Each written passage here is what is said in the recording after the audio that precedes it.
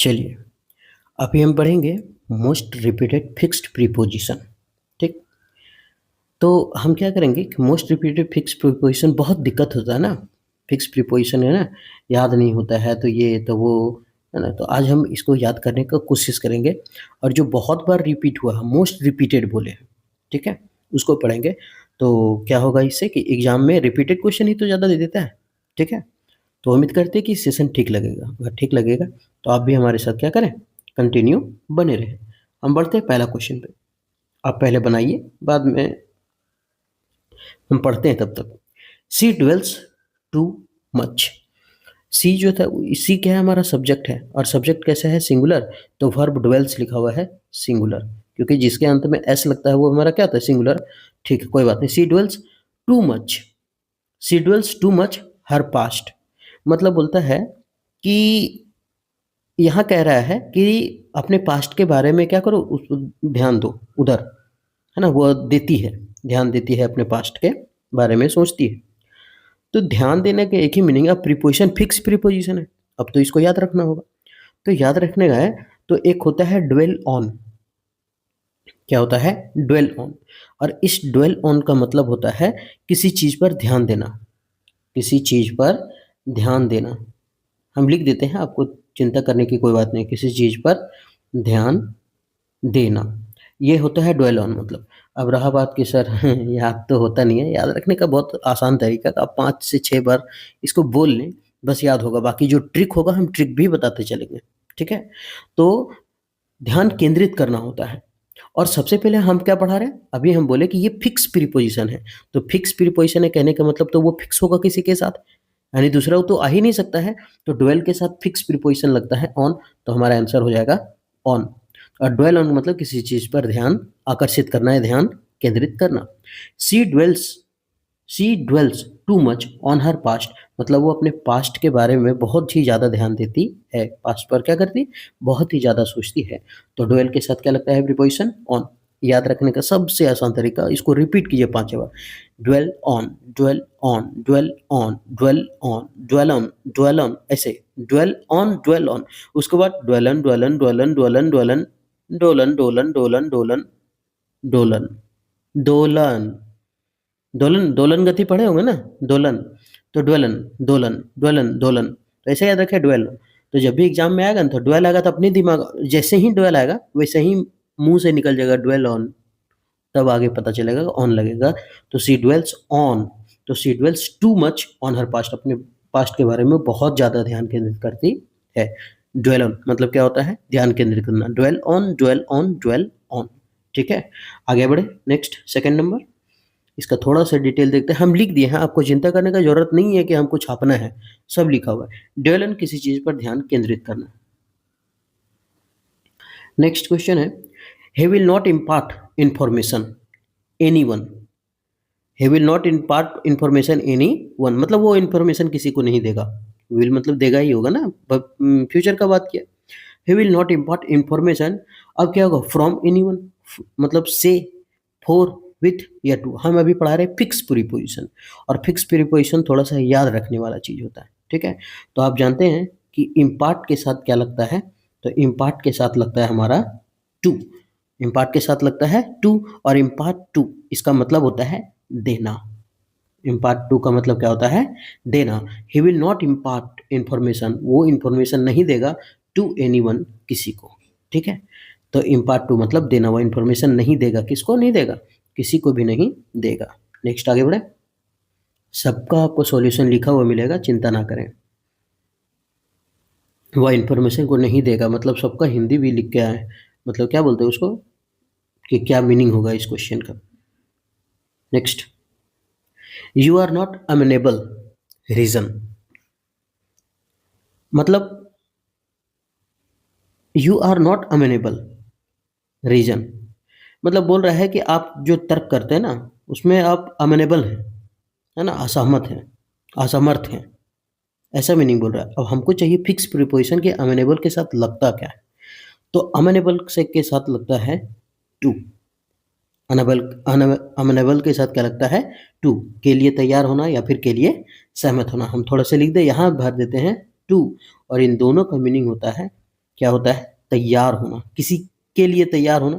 खाली लिख दे तैयार होना, तैयार लिख देते हैं खाली, चलेगा? तैयार, अच्छा के लिए तैयार लिख देते हैं, के लिए तैयार। थोड़ा राइटिंग से लिखना पड़ेगा ना। के लिए तैयार, या फिर क्या होता है? सहमत, के लिए सहमत, के लिए सहमत होना। दो चीज होता है। तो you are amenable to reason, you are not amenable. Amenable मतलब होता क्या है? नहीं बोलता अमन एबल है इस चीज के लिए। ट्रिक से याद कराया था। अमन, अमन जो है वो एबल है, एबल मतलब योग्य है, मतलब अमन जो है ना वो योग्य है। लेकिन लिखा है नॉट अमेनेबल मतलब योग्य नहीं है। तो ये अमेनेबल के साथ फिक्स प्रीपोजिशन क्या रहता है? To. You are not amenable to reason मतलब आप इस रीजन के तर्क के लिए योग्य नहीं है, या फिर इसके लिए असहमत है, सहमत नहीं है, या फिर इसके लिए तैयार नहीं है। ठीक है, आगे बढ़े। नेक्स्ट,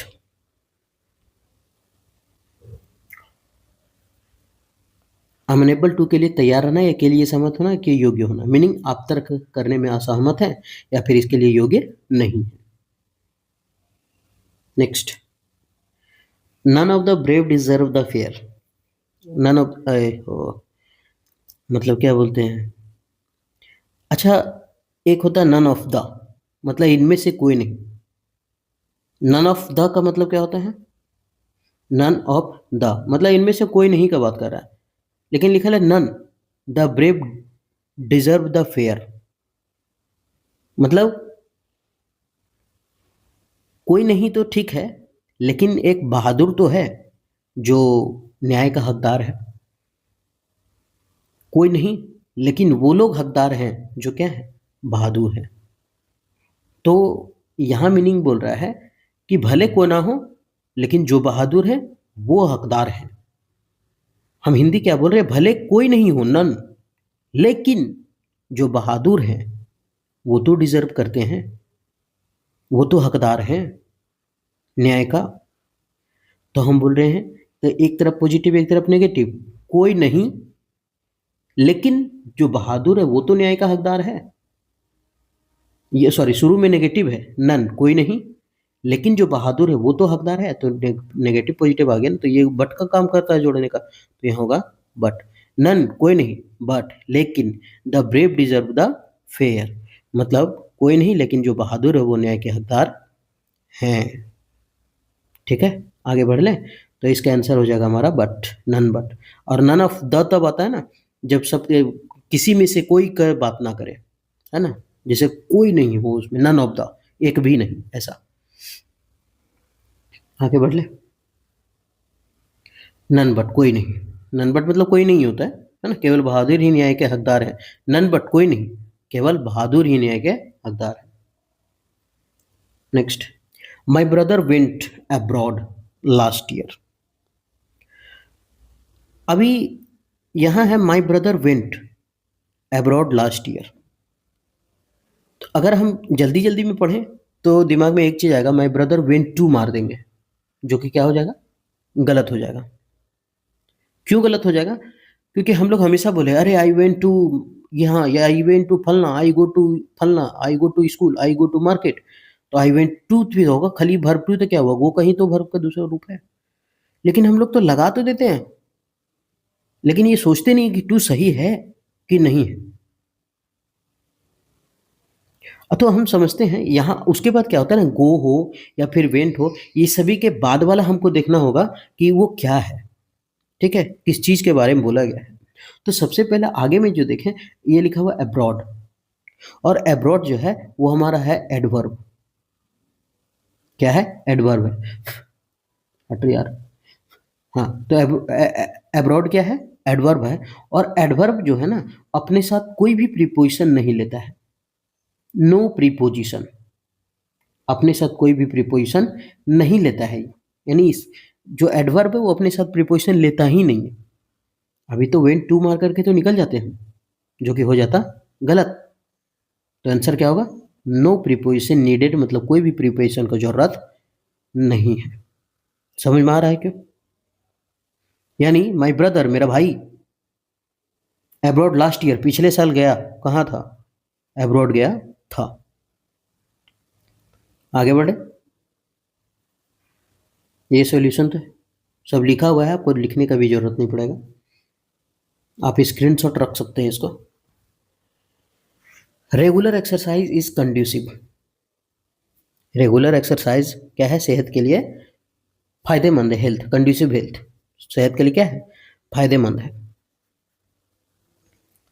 अब यहां देखना है रेगुलर एक्सरसाइज इज कंड्यूसिव, अब ये जो कंड्यूसिव है इसके साथ फिक्स प्रीपोजिशन क्या आता है वो देखने वाली बात है, क्योंकि यही तो याद करने आए हैं। तो कंड्यूसिव के साथ होता है टू, और इसका मीनिंग क्या होता है, तो regular exercise is conducive to health, conducive to health मतलब क्या होता है कि फायदा है, सहायक है, फायदेमंद लिख दे खाली, फायदेमंद, ठीक है। और एक होता है जैसे कंड्यूसिव टू फायदेमंद, एक होता है बेनिफिशियल के साथ भी लगता है टू। हम बार बार अपना वीडियो में ये बोला करते हैं कि अगर आपके लिए बेनिफिशियल है तभी आप देखें इसको, तो इसका मतलब भी होता है फायदेमंद, या सहायक भी बोल सकते हैं इसको, सहायक, फायदेमंद हो गया, सहायक हो गया, है ना, दोनों मीनिंग होता है इसका। आगे बढ़े, नेक्स्ट, ये उसका दिया हुआ है डिटेल मीनिंग, रेगुलर एक्सरसाइज सेहत के लिए क्या है, फायदेमंद है। I have no access the prime minister, access मतलब क्या होता है, क्या, पहुंच, एक्सेस मतलब क्या होता है, पहुंच। अब एक्सेस के साथ देखना है कि कौन सा वर्ब लगता है, मतलब क्या लगता है, फिक्स प्रीपोजिशन हम पढ़ रहे हैं ना, देखते हैं।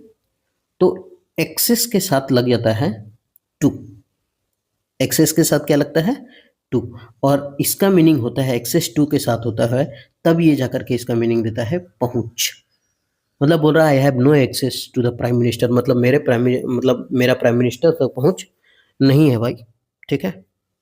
नहीं, बोल रहा है प्रधानमंत्री जी तक मेरी पहुंच नहीं है, तो एक्सेस के साथ क्या लगता है, टू, तो इसका आंसर होगा बी नंबर, ठीक है। हम 6 नंबर क्वेश्चन में टिक लगाए थे, आंसर नहीं लगाए ना, तो कंडीसिव के साथ टू होता है, ठीक है। ये हो गया क्वेश्चन। नेक्स्ट क्वेश्चन कौन सा है, 8वां, एक्सेस टू, प्रधानमंत्री तक पहुंच नहीं है मेरी। नेक्स्ट 8 नंबर, 8 नंबर है Shivani avail her self this opportunity and got got success, और वो सक्सेस को क्या कर ली, प्राप्त कर ली है, मतलब अपने अवसर को प्राप्त कर ली है, शिवानी इस अवसर का क्या करी, लाभ उठाई, सफलता प्राप्त की, और कुछ नहीं। यहाँ है शिवानी अवेल, अब यहाँ जो आया है अवेल, अब ये हमको देखना है कि अवेल के साथ क्या लगता है, प्रीपोजिशन, फिक्स प्रीपोजिशन अवेल के साथ क्या लगता है, तो अवेल के साथ लगता है ऑफ, और अवेल ऑफ आ गया, इसका हिंदी मतलब अगर हम जाने अवेल ऑफ का मतलब, तो बोला है, हम क्या बोले कि Shivani avail her self this opportunity, इस अपॉर्चुनिटी के क्या की, वो फायदा उठाई है और सक्सेस प्राप्त की है।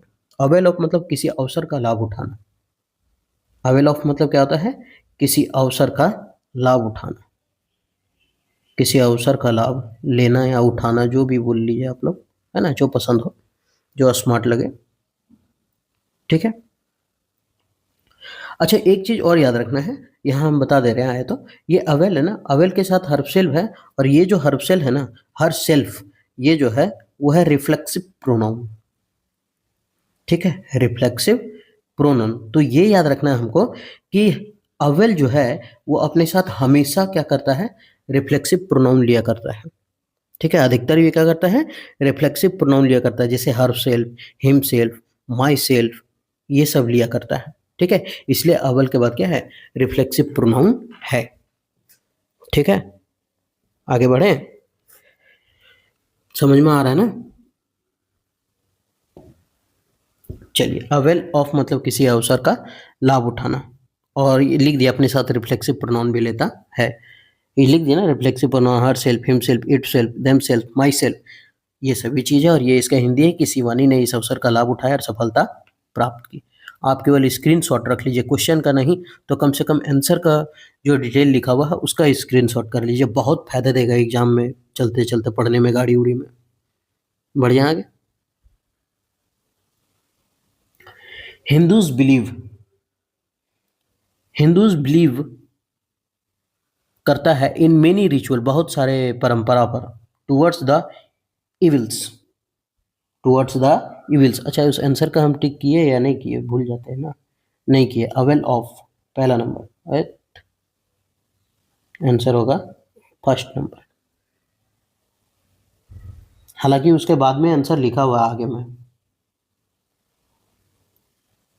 आगे देखें, Hindu believe in many rituals towards the evils, मतलब बोलता है कि हिंदू जो है ना बहुत सारे रिचुअल यानी कि परंपरा पर क्या करता है, भरोसा करता है। क्यों भरोसा करता है? तो toward the evils, toward the evils क्या होता है? तो यहाँ अगर लिखे तो वर्ड ऑफ का मतलब होता है, कहाँ चला गया, छुटकारा पाना। मतलब बोल रहा है कि बहुत सारे रिचुअल को मानता है हिंदू धर्म, है ना, और बहुत सारे क्या करता है, इविल्स मतलब होता है दुष्ट परिणामों से क्या करता है, उसे वो बुराइयों से क्या होता है, हट जाता है, छुटकारा पा लेता है। हिंदू बुराइयों को दूर करने के लिए क्या करता है, बहुत सारा ये रिचुअल धर्म मानता है, धर्म है, अनुष्ठान में विश्वास करता है, ऐसा है मीनिंग। ठीक है, तो जैसे होता है एक वर्ड ऑफ, ठीक है, वर्ड ऑफ, इसका मतलब होता है छुटकारा पाना, छुटकारा पाना। तो यहाँ लिखा है toward, toward of, और वर्ड ऑफ मतलब होता है छुटकारा पाना, तो ये तो डबल ऑफ वाला आंसर हो जाएगा फिर। ठीक है, और छुटकारा पाना का मीनिंग एक होता है राइड ऑफ, राइड ऑफ, लेकिन याद रखिएगा इसमें एक ऐप है, राइड ऑफ मतलब भी होता है छुटकारा पाना। अगर यहाँ टू वर्ड की जगह अगर राइड होता तो फिर हम एक सिंगल ऑफ वाला टिक करते बी नंबर। ठीक है, तो इसका भी मीनिंग होता है छुटकारा पाना। और क्या होता है, डिस्पेंस विथ भी होता है छुटकारा पाना, डिस्पेंस विथ, इसका मतलब क्या होता है, छुटकारा पाना, छुटकारा पाना। ठीक है,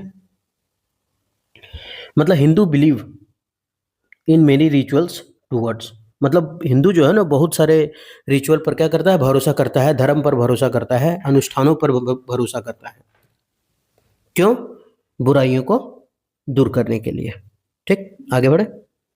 नेक्स्ट क्वेश्चन 10th नंबर, ये उसका हिंदी है, टेंशन ना ले, सब कुछ हम लिख करके आए।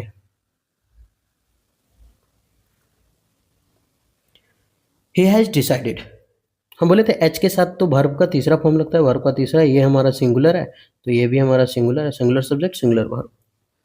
हमको ये नहीं देखना हम क्या पढ़ रहे हैं, ग्रामर पढ़ रहे हैं, क्या पढ़ रहे हैं। हम तो जब एरर पढ़ाते हैं उस टाइम तो हम ग्रामर बताते हैं कि क्या है, लेकिन यहाँ हम फिक्स प्रीपोजिशन पढ़ रहे हैं तो हम ज़्यादा जोर फिक्स प्रीपोजिशन पर देंगे। ठीक है, अब यहाँ लिखा हुआ है ही हैज़ डिसाइडेड, है ना, कि एम्बार्क न्यू बिजनेस, वो नया बिजनेस को अंडरटेकिंग, मतलब एक नए व्यवसाय की शुरुआत करने का क्या किया है, डिसाइड किया है, फैसला किया है। क्या क्या फैसला किया है। अब यहाँ लिखा है कि नए बिजनेस की शुरुआत करने के लिए, तो नया बिजनेस है और डिसाइडेड टू एम्बार्क, एम्बार्क मतलब शुरू करना। तो अभी इसके साथ देखते हैं कि एम्बार्क के साथ क्या आता है प्रीपोजिशन, तो एम्बार्क के साथ आता है ऑन, या तो फिर अपॉन भी सही है। ठीक है, दोनों में से कोई हो सही है, लेकिन अपॉन तो है नहीं, तो ऑन है, तो आंसर क्या होगा, सी नंबर, एम्बार्क ऑन या फिर एम्बार्क अपॉन। इन दोनों का मतलब होता है शुरुआत करना, दोनों का मतलब क्या होता है, शुरुआत करना। ठीक है, समझ में आ रहा, आगे बढ़े चले। ये उसका हिंदी लिखा हुआ है।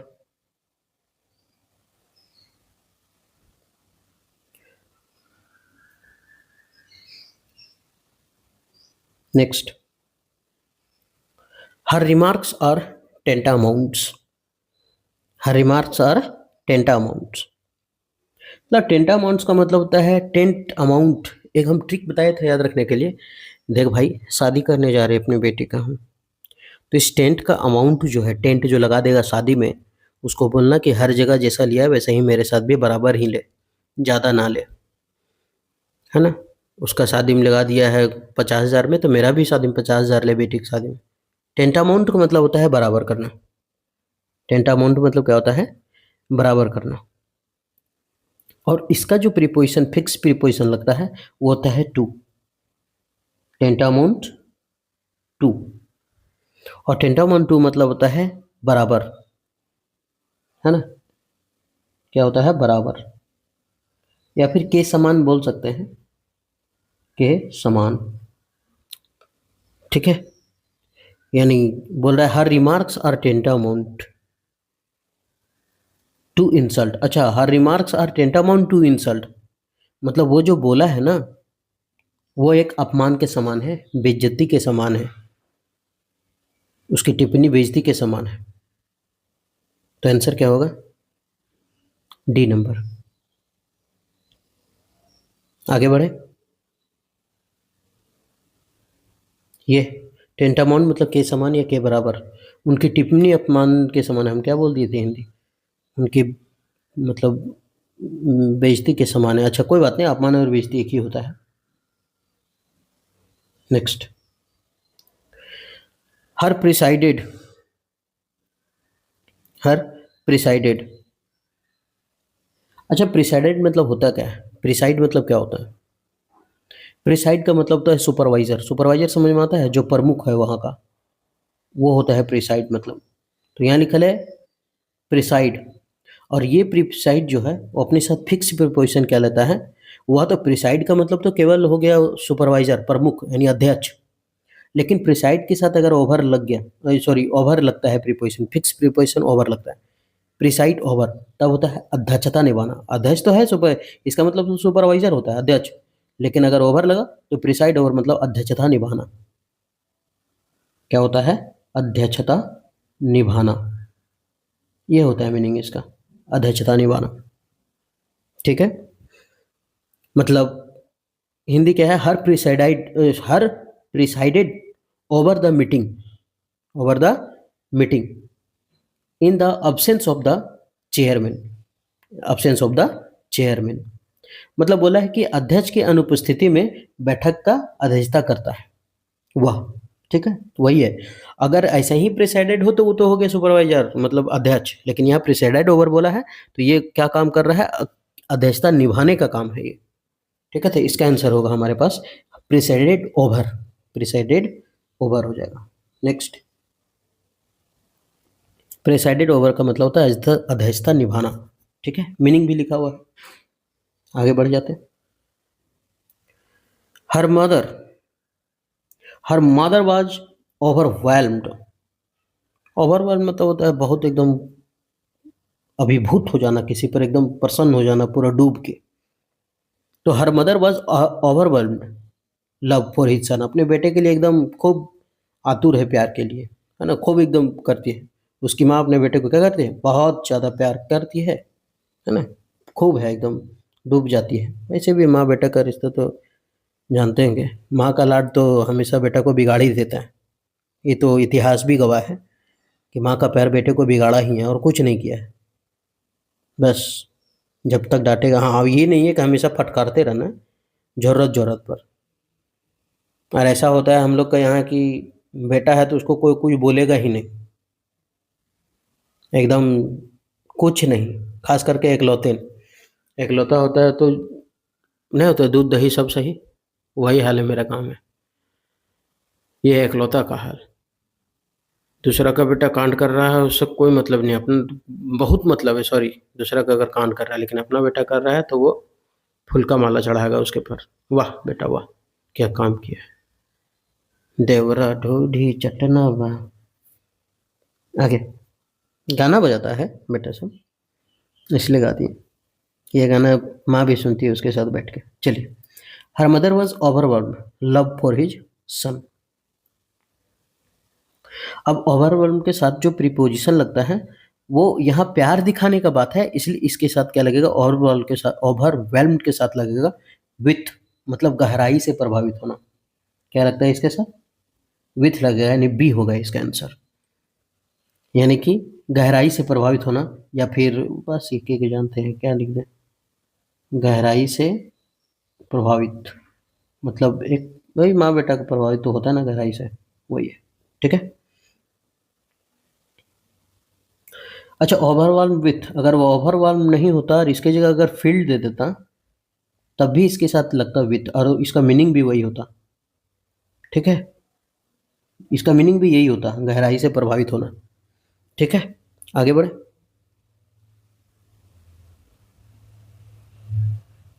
सब कुछ लिखा हुआ, ओवरऑल विथ, अच्छा फील्ड विथ लिखा हुआ, हाँ फील्ड विथ, दोनों का मतलब सेम है। उसकी माँ अपने बेटे के प्रति क्या है, प्यार से अभिभूत थी। अच्छा भूत भी थी, कोई बात नहीं। Next, do not be negligent,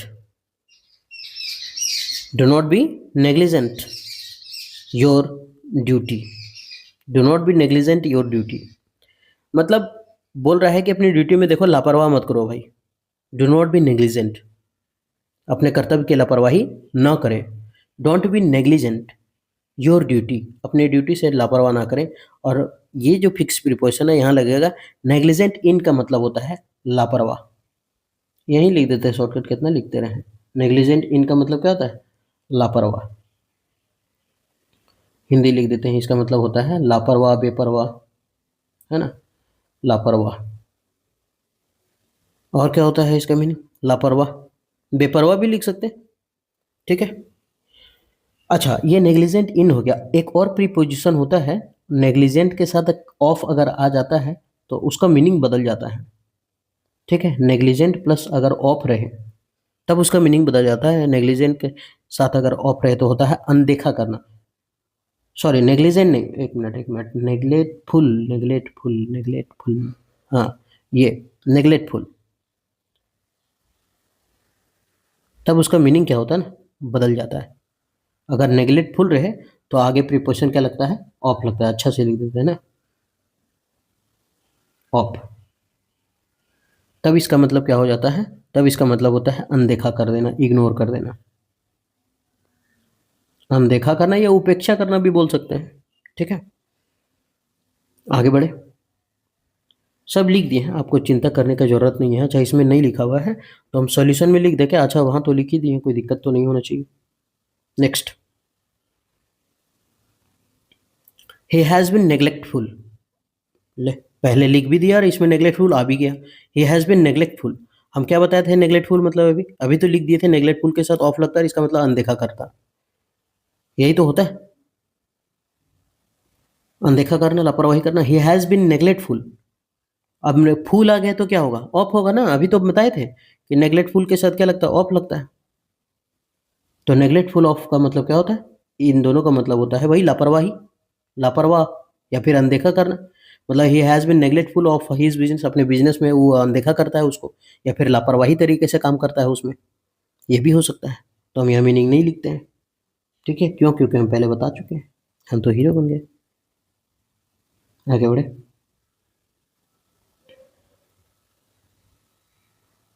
अच्छा लिखा हुआ है, नेग्लेक्टफुल मतलब होता है अनदेखी या उपेक्षा या लापरवाही। और नेग्लिजेंट इन, याद कैसे है, neglectful of, full of, full of, full of, full of, full of, full of, full of, neglectful of, negligent in, negligent in, negligent in. आगे बढ़े। इवन एजुकेटेड, यहाँ तक कि जो एजुकेटेड पर्सन है वो आर लैकिंग टेबल, मतलब बोल रहा है कि कानून में जो है ना वो सम्मान की कमी है। क्या है सम्मान की कमी, देखते हैं थोड़ा सा। इवन एजुकेटेड पर्सन, यहां तक कि जो एजुकेटेड पर्सन होते हैं ना उनमें भी कमी है। क्या कमी है देख लेते हैं। तो यहां जो है कम होना, लैक मतलब क्या होता है, कम होना। और लैक मतलब तो होता है कम होना, और जब कम होना हो गया इसका, तो इसका फिक्स प्रीपोजिशन जो होता है, ये चीज आ कैसे रहा हाथ से, यहां लिख देते हैं लैकिंग इन। लैकिंग इन लगता है प्रीपोजिशन, तब उसका मीनिंग होता है कमी होना, कमी होना। ठीक है, लैकिंग इन। हाँ, एक और होता है वांटिंग इन, वांटिंग इन, इसका मतलब भी होता है कमी होना। ठीक है, यहाँ जो ये लैकिंग है ना, ये क्या है, वर लैकिंग, ये लैकिंग हमारा है एडजेक्टिव। ठीक है, ये क्या है, एडजेक्टिव है। मतलब इवन यहां तक कि एजुकेटेड पर्सन, जो पढ़े लिखे लोग हैं, वर लैकिंग इन टेबल, उन्हें कमी किया जाता है, मतलब नहीं होता है कि कम करके आंका जाता है, ठीक है, ये है। वांटिंग इन का मतलब भी कमी होता है, लेकिन यहाँ जो लैकिंग है वो एडजेक्टिव का काम कर रहा है, ठीक है। और ये वांटिंग जो है ना वो मेन वर्ब का काम करेगा। अच्छा, एक एग्जांपल ऐसे ही लिख देते हैं, क्या लिख दे, the law is wanting in respect, wanting in respect, यही चीज हम बोले थे अभी, कानून के सम्मान में क्या है, कमी है, कानून के सम्मान में, इज्जत में क्या है, कमी है। और यहाँ एजुकेटेड पीपल में कमी होता है, ठीक है। यहाँ तक कि जो पढ़े लिखे लोग हैं, शिक्षित व्यक्ति हैं, उनके पास भी टेबल की क्या है, कमी है। आगे बढ़े, नेक्स्ट। यहाँ पे मीनिंग भी मिलेगा लिखा हुआ है, लैकिंग इन कमी होना, वांटिंग इन कमी होना। यहाँ लैकिंग क्या है, एडजेक्टिव है। The law is wanting in respect, कानून में सम्मान की कमी है। हम सब कुछ लिख करके आए हैं, इसलिए याद है हमको, ठीक है। यहाँ तक कि शिक्षित व्यक्ति के पास भी टेबल की कमी थी। Next, you can't infer anything, you can't infer anything his statement, अपने स्टेटमेंट पे, यानी आप उसके स्टेटमेंट से कोई निष्कर्ष नहीं निकाल सकते। ही कांट इन्फर एनीथिंग, आप कोई भी इन्फर नहीं निकाल सकते, निष्कर्ष नहीं निकाल सकते हिज स्टेटमेंट, उसके स्टेटमेंट से। तो ही कैन नॉट इन्फर, आप नहीं निकाल सकते हैं निष्कर्ष, एनीथिंग, कुछ भी, उसके स्टेटमेंट से। अब यहाँ इन्फर, इन्फर के साथ क्या लगता है, इन्फर के साथ जो प्रीपोजिशन फिक्स का होता है वो फिक्स प्रीपोजिशन लगता है इन फ्रॉम। क्यों फ्रॉम, क्योंकि स्टेटमेंट से आप निष्कर्ष नहीं निकाल सकते। किससे नहीं निकाल सकते, स्टेटमेंट से। स्टेटमेंट से बाहर करना है ना, तो फिर फ्रॉम होगा, किसी चीज से दूर करने में, ठीक है। या फिर इसको हम लिख सकते हैं conclude from, conclude, conclude from, ये भी तो उसकी मीनिंग है, निष्कर्ष निकालना। दोनों का मतलब होता है निष्कर्ष निकालना,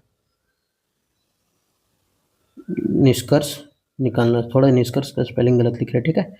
निष्कर्ष निकालना, आप लोग जो सही लगे लिख लीजिएगा, ये होता है मीनिंग, ठीक। तो यहाँ क्या होगा आंसर, फ्रॉम। नेक्स्ट,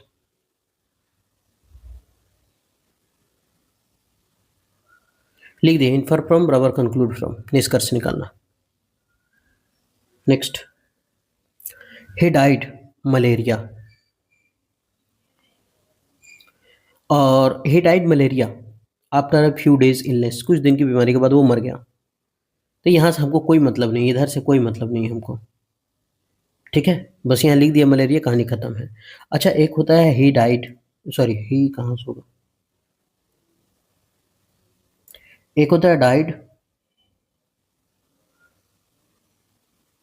ऑफ, एक होता है डाइड फ्रॉम, डाइड फ्रॉम, एक होता है डाइड ऑफ, एक होता है डाइड फ्रॉम। अभी ये दोनों में मीनिंग क्या है मालूम है, अंतर क्या है, खास अंतर कुछ नहीं है इसमें, कोई खास अंतर नहीं है, ठीक है। ये जो डाइड ऑफ होता है ना, वो होता है किसके लिए, तो ये होता है मतलब बीमारी के लिए, कोई खास बीमारी, किसी व्यक्ति को अगर मृत्यु के किसी विशेष कारण से अगर मृत्यु हुआ है, कोई विशेष कारण लिख दिया गया हो, जैसे कि कैंसर, ये कोई विशेष कारण है मरने का।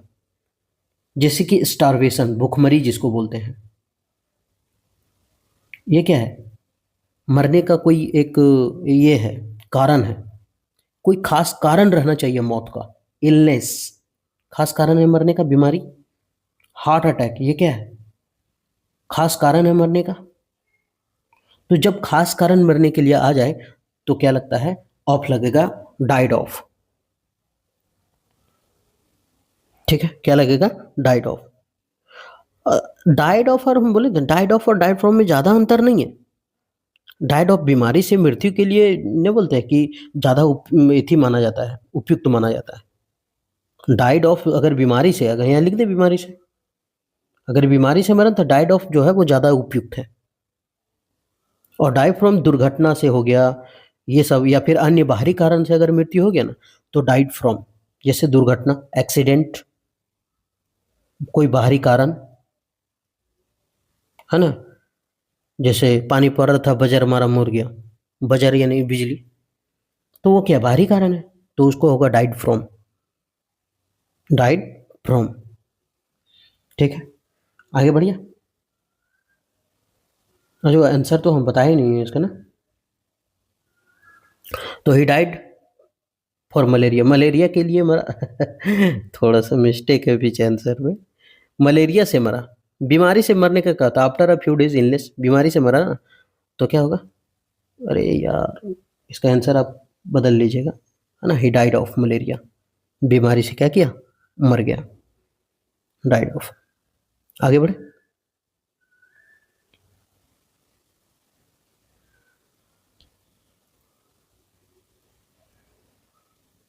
अह, लिखा हुआ है डाइड ऑफ, इसका मतलब किसी व्यक्ति की मृत्यु किसी विशेष कारण से हुई है, कैंसर, स्टारवेशन, बीमारी, या आंसर आप सुधार लीजिएगा, बी कर लीजिएगा इसका, ठीक है, थोड़ा सा मिस्टेक लिखा हुआ है।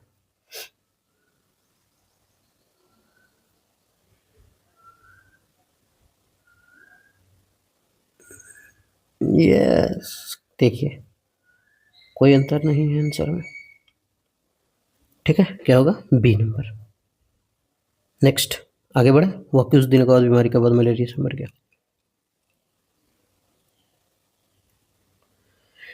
India is afflicted, India is afflicted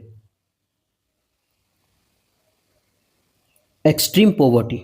अच्छा, हम कुछ एग्जांपल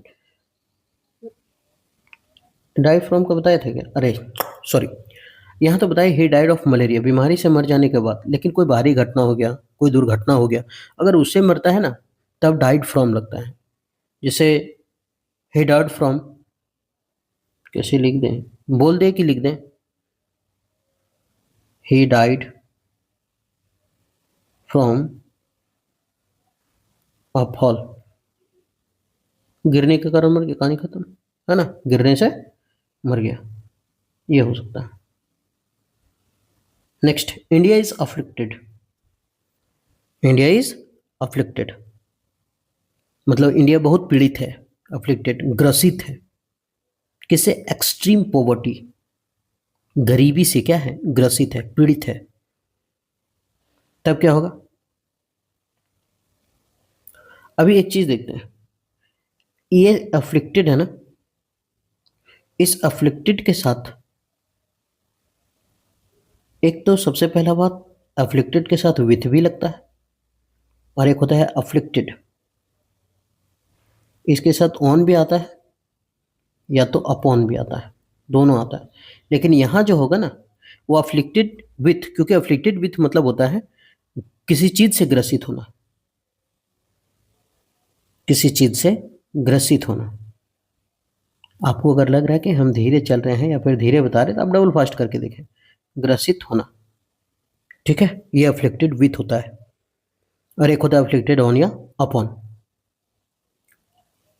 तो इसका आंसर क्या होगा, विथ होगा ना, क्या बोले, किसी चीज से ग्रसित होना, तो गरीबी से ग्रसित है, विथ होगा, afflicted with extreme poverty. Next, afflicted with किसी चीज से ग्रसित होना। अच्छा, ये अफ्लिक्टेड है ना, या अच्छा sorry sorry sorry, mistake, inflicted के साथ ऑन या अपॉन लगता है, स्पेलिंग थोड़ा सा खाली आई एन कर दें, हम मिटा के, हट जा अब है, हाँ यहाँ होगा इनफ्लिक्टेड, इन्फ्लिक्टेड,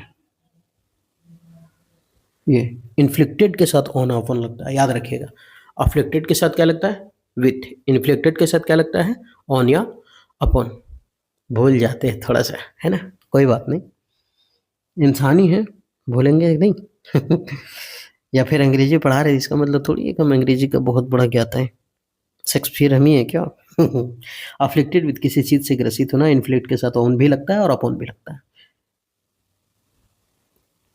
नेक्स्ट क्वेश्चन, शीतल इयर्नड क्या है देख लेते हैं। The return to her own home, to her own home. अभी यहां देखें कि क्या लगता है ईयर्न के साथ। सबसे पहले इसका मतलब देखते हैं कि ईयर्न के साथ क्या लगेगा। यहां लगेगा ईयर्न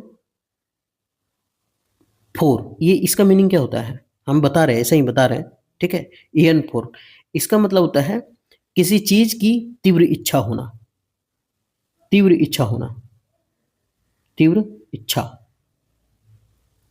होना, तीव्र इच्छा होना किसी चीज का, किसी चीज का, ठीक। तीव्र इच्छा किसी चीज का। और इसी तरह में एक और होता है, क्या बोलते हैं उसको, इच्छा का इंग्लिश क्या था, बहुत अच्छा था, गाड़ी का नाम है डिजायर। पता नहीं गाड़ी का नाम है डिजायर, होगा शायद, है ना। एक होता है डिजायर, ये आ रहा है थोड़ा चुचुंदर जैसा लिख देते हैं, डिजायर फॉर। इसी के साथ एक और मीनिंग होता है अर्ज फॉर, है ना। इसका भी मीनिंग होता है तीव्र इच्छा होना किसी चीज का। हम उल्टा लिख दे, किसी चीज का तीव्र इच्छा होना, ठीक है।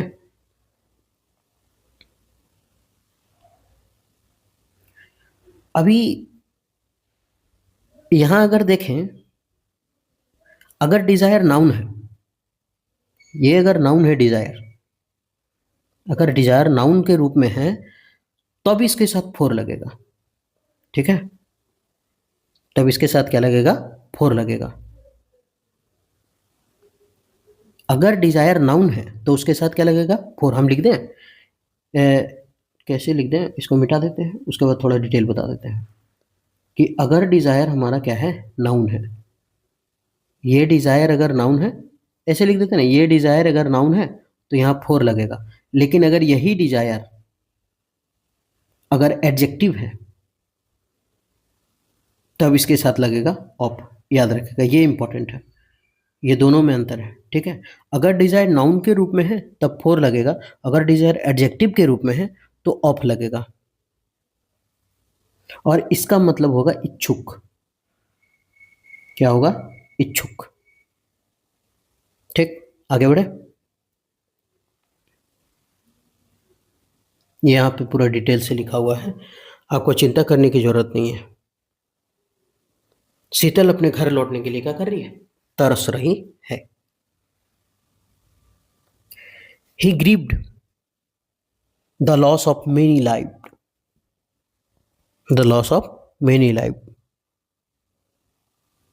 मतलब ही ग्रीव्ड, वो विलाप की, लॉस ऑफ मेनी लाइफ बहुत सारी जिंदगियां खोने पर वो क्या कर रही थी, दुख महसूस कर रही थी, पीड़ा हो रहा था।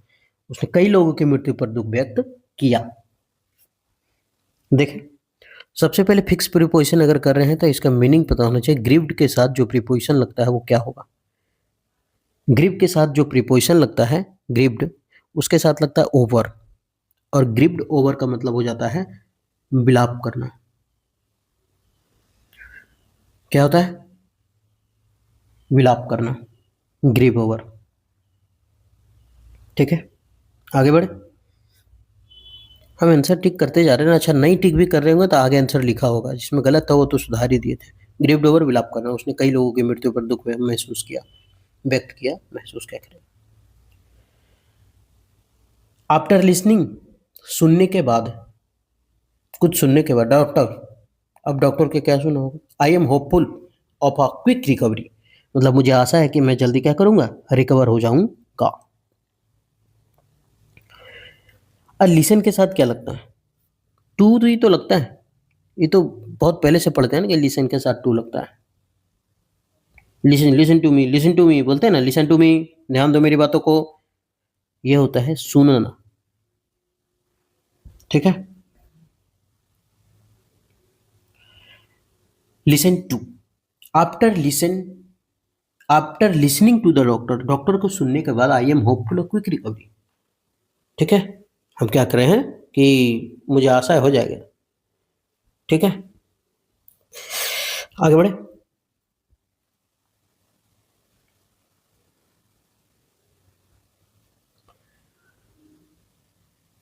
चलिए आगे बढ़ते हैं। नेक्स्ट, लिसन टू, सुनना। अच्छा, फॉन्ड के साथ तेरी फॉन्ड के साथ क्या लगता है, याद रखिएगा, ये फॉन्ड के साथ ऑफ लगता है, और अगर फॉन्डनेस हो गया तो फोर लगेगा। फॉन्ड के साथ ऑफ, लेकिन फॉन्डनेस के साथ फोर। ठीक है, याद रखिएगा। Fond of, fondness four, fond of, fond गए, तेरा फाउंडेशन फोर देंगे तो fondness four, fond of, fondness four. ठीक है, आगे बढ़े।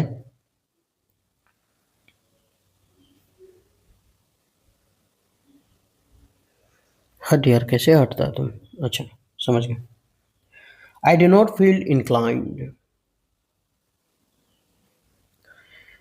आई डू नॉट फील, हम महसूस नहीं करते कुछ, इंक्लाइंड, प्ले बेसबॉल टुडे, है ना।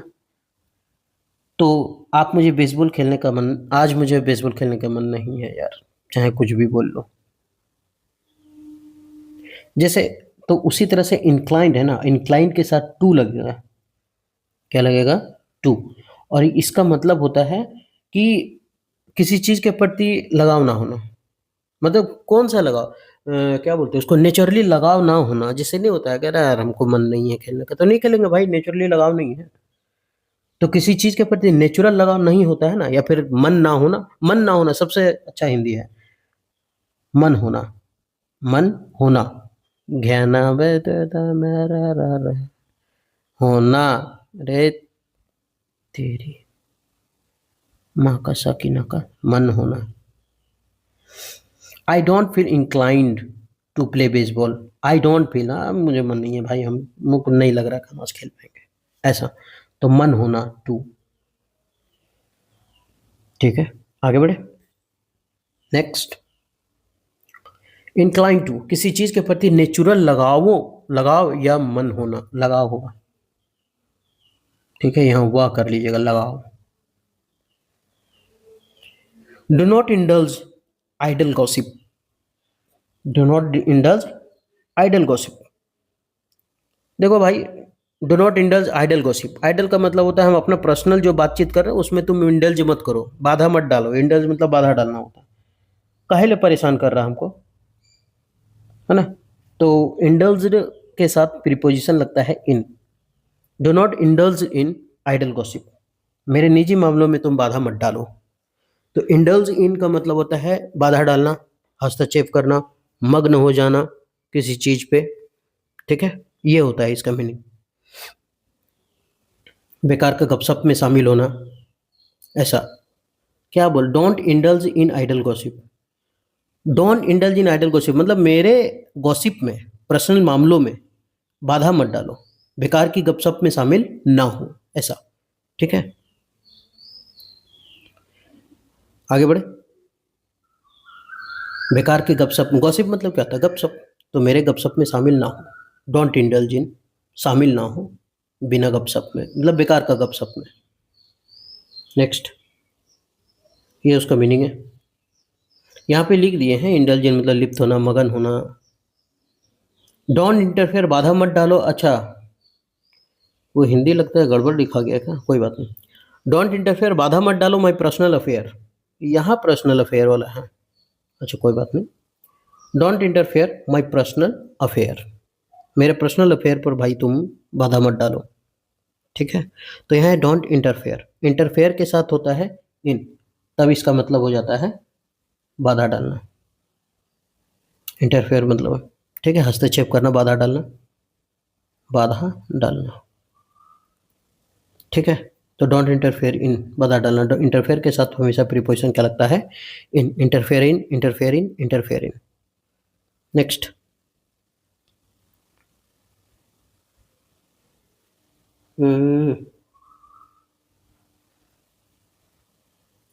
The arguments were, the arguments were irrelevant, irrelevant का मतलब था असंगत होना किसी चीज से, इरिलीवेंट, असंगत, है ना, मतलब मिलना जुलना नहीं। तो यह इरिलीवेंट के साथ फिक्स प्रीपोजिशन टू लगता है, और इसका मतलब होता है असंगत होना, संबंधित नहीं होना, संबंधित नहीं होना। तो द आर्गूमेंट्स वर इरिलीवेंट, ये जो आर्गूमेंट्स है ना उनसे संबंधित नहीं है, हम बात मत करो। ठीक है, तो याद रखना विषय ये बेकार है, हमसे संबंधित नहीं है, छोड़ो इसके बाद। ठीक है, तो इरिलेवेंट टू का मतलब होता है संबंधित ना होना। ठीक है, और किसके किसके साथ टू लगता है प्रीपोजिशन में? जैसे एक होता है रिलेटेड टू, रिलेटेड टू, और क्या होता है इरिलेवेंट टू, वो तो लिखे दिए। और रिलेवेंट के साथ भी टू लगता है, याद रखिएगा, रिलेवेंट टू। एक होता है पर्टिनेंट टू, पर्टिनेंट टू। ठीक है, ये सब होता है। आगे बढ़े, यहाँ पे उसका मीनिंग सारा लिखा हुआ है, आंसर डी है। आवर कल्चर बाइंड्स अस, हमारी कल्चर क्या करती है, हमें बांध के रखती है टुगेदर, साथ में, irrespective caste and religion, caste and religion. हमारी संस्कृति हमें जाति और धर्म के क्या करती है, अलग एक साथ बांधती है दूसरे, है ना, जाति और धर्म से कुछ हट के, यानी कुछ परे हमें बांधती है। तो यह इरिस्पेक्टिव, इरिस्पेक्टिव के साथ जो फिक्स प्रीपोजिशन लगता है वो होता है ऑफ। क्या होता है, ऑफ। और इरिस्पेक्टिव ऑफ का मतलब होता है परवाह किए बिना या फिर ध्यान दिए बिना, परवाह किए बिना या फिर ध्यान में रखे बिना, परवाह किए बिना या फिर ध्यान में रखे बिना, ध्यान में रखे बिना, ये होता है इसका मीनिंग। ठीक, नेक्स्ट, इरिस्पेक्टिव टू, परवाह किए बिना या ध्यान में रखे बिना, यही लिखे ना, टू ही तो लिखे, इरिस्पेक्टिव टू या इरिस्पेक्टिव ऑफ। इस क्वेश्चन ऑफ होगा। ठीक है, देख लेते हैं आगे सही है कि नहीं है।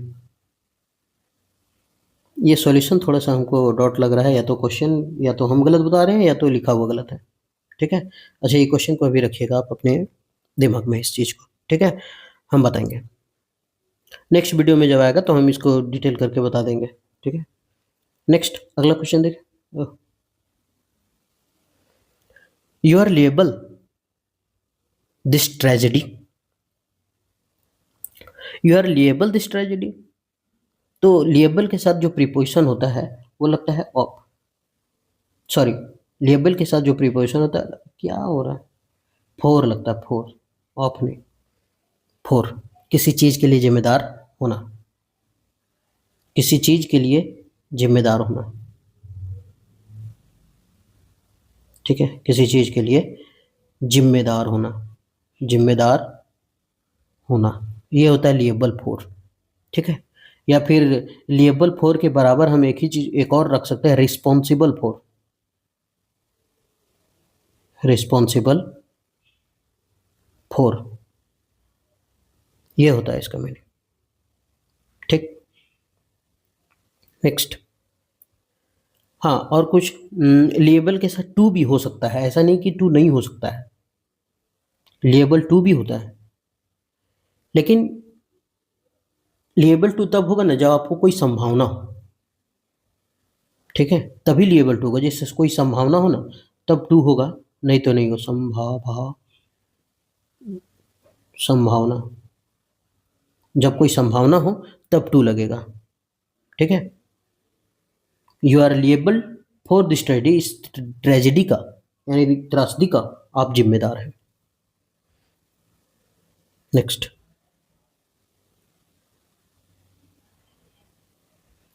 अरे क्या हो जा रही है डार्लिंग, आगे बढ़ो।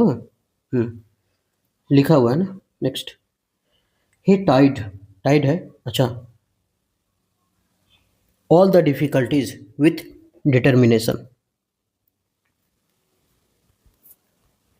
अब यहाँ लिखा है all the tided of, all the difficulties, tided of, he tided, he टाइडेड।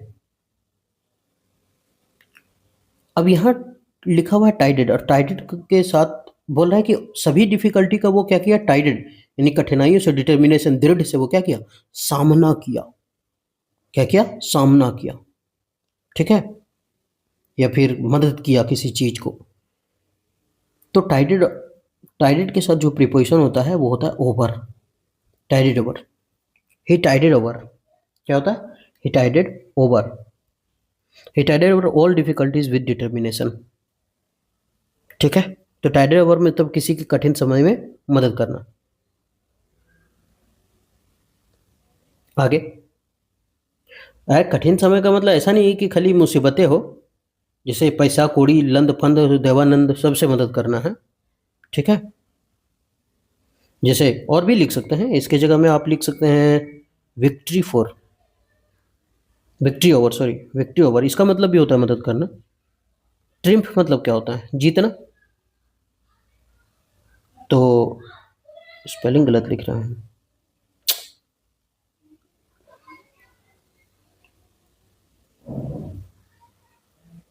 आज दिमाग मेरा घास चरने चला गया। लिख रहे क्या, सोच रहे क्या, लिखा रहा क्या? ठीक लिखे, ट्रिम्प, TRIUMPH, ट्रिम्प, हाँ सही, ट्रिम्प ऑफ सर्जरी, हाँ ठीक, ट्रिम्प ओवर है, ओवर, है ना। ये दोनों का मतलब भी यही होता है। ठीक है, ये भी हो सकता है उन्होंने अपने दृढ़ संकल्प के साथ क्या क्या सभी कठिनाइयों का सामना किया।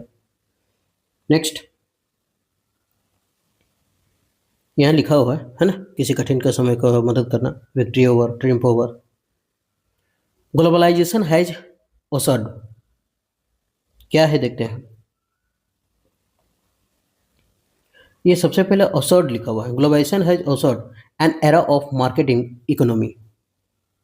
मार्केट इकोनॉमी में ये क्या हुआ था? शुरुआत हुआ था। तो अगर असर्ट के साथ अगर इन लगा होता तो इसका मतलब होता है शुरुआत करना, मतलब शुरुआत किया गया था। इन, इसका मतलब होता है शुरुआत करना। क्या होता है? शुरुआत, ऐसे है, ठीक है, शुरुआत करना, यह है इसका मीनिंग। तो इसका आंसर हो जाएगा इन। ठीक, माथा झुकाए झुकाए गर्दन दर्द कर रहा है मेरा, आज यहीं तक रखेंगे। असेड इन का मतलब होता है किसी चीज़ को लेकर आना या फिर शुरुआत करना, किसी चीज़ को लेकर के आना या शुरुआत करना। वैश्वीकरण ने बाजार अर्थव्यवस्था के युग की शुरुआत की। बड़ा डेंजर हिंदी है ना, वैश्वीकरण ने बाजार अर्थव्यवस्था के युग की शुरुआत की। ठीक है, तो उम्मीद करते हैं कि ये जो सेशन है आपको अच्छा लगा होगा, बेहतर लगा होगा, अच्छे से समझ में आया होगा।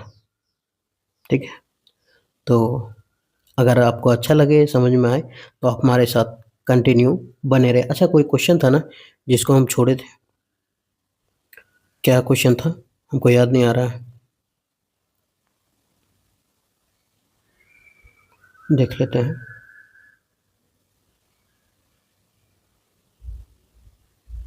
कहाँ गया?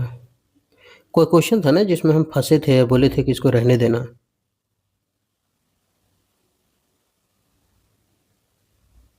कौन सा क्वेश्चन था?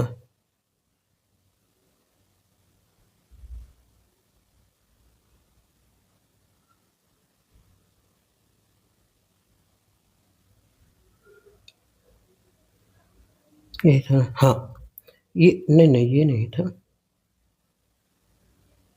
अच्छा हाँ, यही तो था।